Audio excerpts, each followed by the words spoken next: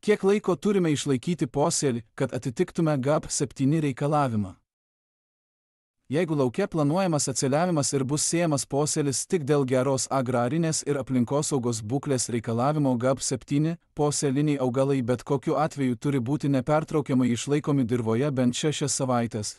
Pavyzdžiui, pasėjus posėlį rugsėjo 5 dieną, jį reikės išlaikyti iki spalio 17 dienos.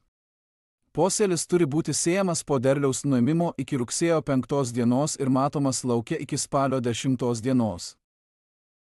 Posėlį galima išlaikyti trumpiau nei nurodyta, jei jis nepertraukiamai išlaikomas dirvoje bent 6 savaitės, o pareiškėjas pasėjęs posėlį.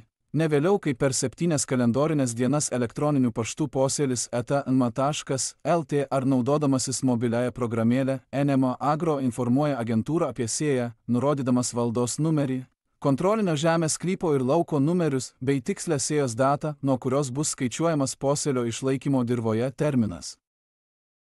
Stebėkite naujienas nacionalinės mokėjimo agentūros internetinėje svetainėje, taip pat socialinių medijų Facebook, YouTube bei LinkedIn paskyrose.